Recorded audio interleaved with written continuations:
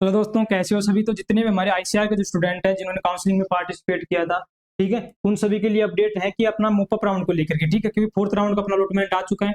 अपनी जो काउंसलिंग है वो कंप्लीट यहाँ पर हो चुकी है फोर्थ राउंड तक की, ठीक है। अब क्या क्या कौन से ऐसी स्टेप आप गलती न करो फोर्थ राउंड के अंदर, कैंसिल को लेकर के, विड्रॉल को लेकर के क्या रहने वाला है, रिफंड को लेकर के, और मोपअप राउंड के अंदर क्या नए रूल रेगुलेशन यहाँ पर रहेंगे, कौन कौन 500 रुपए सबमिट कर सकता है, किसको रजिस्ट्रेशन के अंदर वापस से पेमेंट करना पड़ेगा, सारी ए टू जेड इन्फॉर्मेशन आपको यहाँ पर बताने वाला हूँ। तो बिल्कुल लास्ट तक बने रहिए। रेगुलर आपको इंपॉर्टेंट अपडेट चाहिए उसके लिए व्हाट्सएप ग्रुप बनाया हुआ है, लिंक मैं डिस्क्रिप्शन में दे दूंगा, वहां से जाकर के आप लोग ज्वाइन यहाँ पर हो सकते हैं। यहाँ पर क्लियर है सभी को, ठीक है। तो चलो अपन एक एक बात कर लेते हैं। सबसे पहले यही बात कर लेते हैं कि 3 इंपॉर्टेंट रूल क्या है सर मोपअप राउंड के लिए, ठीक है। सबसे पहले उन्हीं की अपन बात कर लेते हैं। तो 3 इंपॉर्टेंट रूल की यदि बात करूं तो 3 इंपॉर्टेंट रूल के अंदर क्या क्या है। एक तो अपने पास में 0 नेगेटिव वाले मार्क्स वाले इंटर नहीं करेंगे, सिंपल सी बात है। वो पहले भी नहीं कर रहे थे, तो अब भी यहाँ पर आपको मौका यहाँ पर नहीं दिया जाएगा, ठीक है। दूसरी चीज इंपॉर्टेंट रूल ये है कि अपने पास में जो अपग्रेडेशन होगा, अब आप सोचो कि सर क्या मोपअप राउंड के अंदर अपग्रेडेशन लगा सकते हो, तो बिल्कुल नहीं। आपको मोपअप राउंड के अंदर भी अपग्रेडेशन का मौका यहाँ पर नहीं मिलेगा। क्लियर है। विड्रॉल और रिफंड, बिल्कुल आपको विड्रॉल का ऑप्शन और रिफंड का ऑप्शन भी यहाँ पर आपको नहीं मिलेगा। तो ऐसी गलती आपको नहीं करनी है कि आपको वापस से यहाँ पर ऐसी गलत स्टेप आप ले लो कि आप लोग अपग्रेडेशन के भरोसे बैठे हो, या फिर आप लोग विड्रॉल या रिफंड के भरोसे बैठे हो सकता है ये मोपअप राउंड होगा, इसके बाद में दूसरा मोपअप राउंड होगा, तो दूसरे मोपअप राउंड के अंदर भी आप लोगों को पार्टिसिपेट करने का मौका यहाँ पर नहीं दिया जाएगा। क्लियर है। जनरली नहीं होता है, 5 राउंड के अंदर लास्ट मोपअप राउंड के अंदर अपने को कैंसिल करने का रहता है। जो सीट बच जाती है तो स्टेट कोटे से उनको फिल वो कर देते हैं यहाँ पर आईसीआर वाली सीटों को, ठीक है। ये चीज क्लियर है सभी को, ठीक है। अपग्रेडेशन को लेकर के, विड्रॉल से लेकर के कोई मतलब नहीं है। अब मैं यहाँ पर आपको फोर्थ राउंड का और बता देता हूँ। जिस भी स्टूडेंट ने फोर्थ राउंड के अंदर यदि अपग्रेडेशन लगाया है, जिस भी स्टूडेंट ने फोर्थ राउंड के अंदर मतलब विड्रॉल किया है, रिफंड किया है, तो आपका यहाँ पर आपका 9,000 रुपीज आपका अकाउंट में आपके पास में यहाँ पर आ जाएगा, ठीक है। लेकिन आप लोग यदि विड्रॉल कैंसिल कर रहे हो तो आप लोग मोपअप राउंड के अंदर पार्टिसिपेट नहीं कर पाओगे। क्लियर है। मोपअप राउंड में पार्टिसिपेट नहीं कर पाओगे, ठीक है।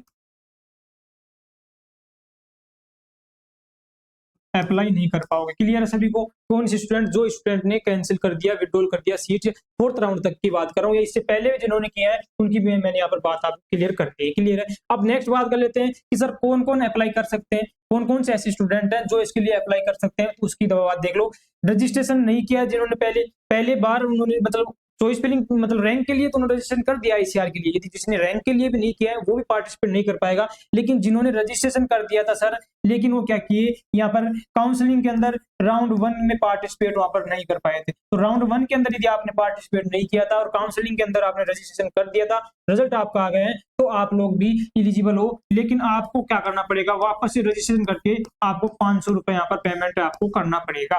क्लियर है सभी को इतना, ठीक है। पहले स्टूडेंट। दूसरे स्टूडेंट, सर रजिस्ट्रेशन तो कर दिए थे, ठीक है, फीस पेमेंट भी हमने कर दिया था, बहुत बढ़िया, लेकिन सर हम चॉइस फिलिंग नहीं कर पाए थे, चॉइस फिलिंग की डेट हमारी निकल गई थी, तो आप लोग भी यहाँ पर एलिजिबल हो। लेकिन आपको अब डायरेक्ट क्या करना पड़ेगा, यहाँ पर आपको चॉइस फिलिंग वापस से करना पड़ेगा।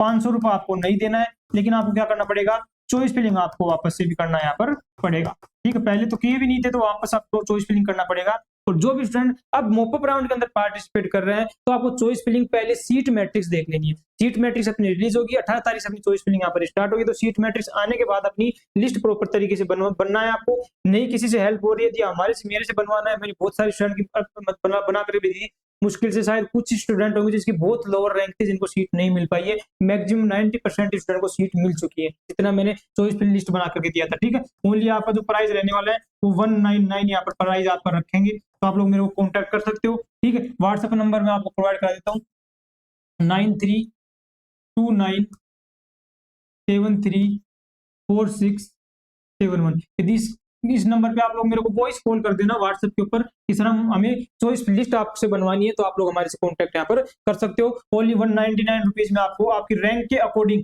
आपकी कैटेगरी वाइज चीजें देख करके प्रॉपर तरीके से आपकी यहाँ पर लिस्ट बना करके आपको दी जाएगी। क्लियर है। नेक्स्ट बात लेते हैं सीट अलॉटमेंट को लेकर के, ठीक। सीट अलॉटमेंट को लेकर बात करें तो एडमिशन आपका कंप्लीट नहीं किया आपने, ठीक है, लेकिन आपको सीट मिल चुकी थी, एडमिशन कंप्लीट नहीं किया, इसका मतलब क्या है इसके अंदर वो देख लो। या तो आपने क्या कर दिया, आपके डॉक्यूमेंट्स आपने अपलोड नहीं किया, क्या नहीं किया, डॉक्यूमेंट्स आपने अपलोड नहीं किया था, या आपने सिक्योरिटी फीस सबमिट नहीं की थी, ठीक है। सिक्योरिटी फीस आपने सबमिट नहीं की थी, ठीक है, ये काम नहीं किया था, डॉक्यूमेंट्स आपने अपलोड नहीं किया था, तो वहां पर अपनी स्टेप रुक गई थी, लेकिन आपने डॉक्यूमेंट्स अपलोड कर दिया था, लेकिन आपने क्या नहीं किया, सिक्योरिटी फीस सबमिट नहीं किया, दोनों कंडीशन में, ठीक है, ये कंडीशन, ये फर्स्ट कंडीशन तो सेकंड पे जाएगा ही नहीं जब आपने डॉक्यूमेंट्स अपलोड नहीं किया था, लेकिन डॉक्यूमेंट्स अपलोड कर दिया था आपने, सिक्योरिटी फीस सबमिट नहीं की थी। कुछ स्टूडेंट है जिन्होंने डॉक्यूमेंट्स भी सबमिट कर दिया था और सिक्योरिटी फीस भी सबमिट कर दी, तो आप लोग सिक्योरिटी फीस सबमिट कर दिए, अब आप लोग अपनी सीट को एक्सेप्ट आपने कर लिया था वहां पर, तो ऐसे स्टूडेंट को मौका नहीं दिया जाएगा। लेकिन यदि आप सिक्योरिटी फीस किसी कारणवश नहीं पे कर पाए थे, उन लोगों को यहाँ पर आपको वापस से मौका दिया जाएगा, तो आप लोग यहाँ पर आराम से एडमिशन कर सकते हो। आपको भी यहाँ पर आपको जो 500 रुपए लगेंगे, ये 500 रुपए आपको वापस से पे यहाँ पर आपको नहीं करना है। क्लियर है सभी को इतना, ठीक है। अब देख लो लास्ट, जिसको सीट अभी तक नहीं मिली थी, not allotted up to 4th round तक, तो वो भी लोग पार्टिसिपेट कर सकते हैं। चॉइस फिलिंग आपको वापस करनी पड़ेगी, 500 रुपए आपको भी नहीं देना है, चॉइस फिलिंग आपको वापस से क्या करनी पड़ेगी, डन करनी पड़ेगी यहाँ पर, ठीक है, ठीक है, क्लियर है सभी को, ठीक है। तो ऐसे स्टूडेंट पार्टिसिपेट करते हैं, जो 4 कंडीशन मैंने बताया आपको, ये सभी स्टूडेंट इसके लिए पार्टिसिपेट कर सकते हैं, ठीक है। अब और भी आपको चॉइस फिलिंग के रिगार्डिंग एक थोड़ा सा अपडेट दे देता हूँ, कौन कौन अप्लाई नहीं कर सकते, वो बात अपन ने कर लिया, इसको जिसको नेगेटिव मार्क्स जिसको अपने पास में है वो नहीं कर सकते, जिसने सीट एडमिट कर ली है वो स्टूडेंट अपने पास में नहीं कर पाएगा, और जो एडमिट कर दिया है उसको रिफंड भी नहीं आएगा।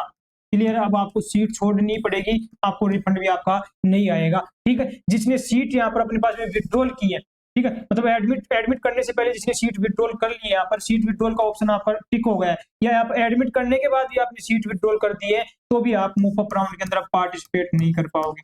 क्लियर है सभी को, ठीक है। जिसने सिक्योरिटी फीस जमा कर दी थी, विड्रॉल आप लोग कर रहे हो, तो क्योंकि सिक्योरिटी फीस सबमिट करने के बाद आपको विड्रॉल तो करना ही पड़ेगा, ऐसा नहीं कि आप विड्रॉल नहीं करोगे, आपने सिक्योरिटी फीस जमा कर दी तो भी आप काउंसलिंग से बाहर यहाँ पर हो। क्लियर है। और जो स्टूडेंट एलिजिबिलिटी फुलफिल नहीं की पाया, एलिजिबिलिटी से मतलब क्या आ गया, यहाँ पर आपका बोर्ड, ठीक है, किसी का बोर्ड का इशू था, 12th के अंदर बोर्ड का इशू था, या हो सकता है किसी ने यहाँ पर आपको काउंसलिंग के टाइम यहाँ पर कॉलेज वालों ने कुछ प्रॉब्लम आपको की सब्जेक्ट को लेकर के, फिर आपको एलिजिबिलिटी को लेकर के, या आप लोग पास नहीं थे, 12th के अंदर पास नहीं थे, लेकिन फिर भी आपने लगा दिया, आप सप्लीमेंट्री थे, तो जो भी आपको इनएलिजिबल स्टूडेंट है उनको भी यहाँ पर आपको मौका यहाँ पर नहीं दिया जाएगा। क्लियर है सभी को। अब चॉइस फिलिंग जब आप लोग करोगे, तो चॉइस फिलिंग करते टाइम की यदि बात बताऊं आपको, तो चॉइस फिलिंग जब आप करोगे तो उस टाइम आप ध्यान रखना है, ठीक है। बाकी हमारी चॉइस फिलिंग आप बेहतरीन तरीके से करवाना चाहते हो तो आप लोग बोल सकते हो, ठीक है।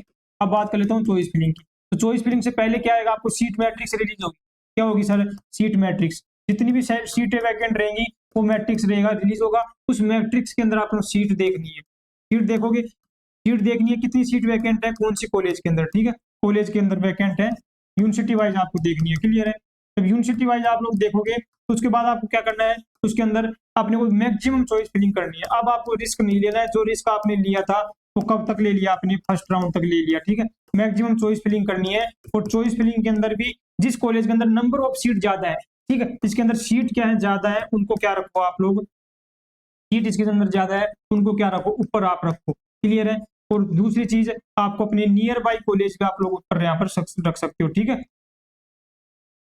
नियर बाई कॉलेज जो है उनको भी आप ऊपर रख सकते हो। उसके नीचे जिसके अंदर सीट ज्यादा है उनको फिर आप लोग सेकंड पोजीशन पे आप लोग यहाँ पर रख सकते हो। ऐसा नहीं कि पूरी कॉलेज यहाँ पर फिल कर दिया आप लोग, ऐसा गलती आपको नहीं करनी है। प्रॉपर तरीके से चॉइस फिलिंग का पैटर्न होता है, उसके अकॉर्डिंग आपको चॉइस फिलिंग बनानी है, लेकिन पहले आपको सीट मैट्रिक्स जरूर देखनी है। जिसके अंदर सीट ज्यादा खाली है उन कॉलेज को ज्यादा प्रेफरेंस में आपको डालना है, ठीक है। डिस्टेंस के ऊपर कम जाइए, जो भी स्टूडेंट है स्पेशली गर्ल्स हैं तो गर्ल्स भी आप लोग सोचिए कि आप नियर बाई 1-2 स्टेट और कवर करो ताकि यहाँ पर आप लोग जा सको यहाँ पर, ठीक है। क्योंकि चॉइस फिलिंग के अंदर इसके अंदर सीटें वैकेंट रहती हैं, और 100% ज्यादा भी आपको नहीं बात हूँ तो 2 से 3 हजार रैंक भी अपने को कट ऑफ यहाँ पर नीचे गिरती हुई दिखाई देती है मॉक अप राउंड के अंदर। क्लियर है। जैसा कि बात करें अपने पास में जनरल है, जनरल ईडब्ल्यूएस कैटेगरी की बात करें, ओबीसी कैटेगरी की बात करें, तो अप्रोक्स 13,000 14,000 तक सीटें मिलती हुई दिखाई दी है, ठीक है।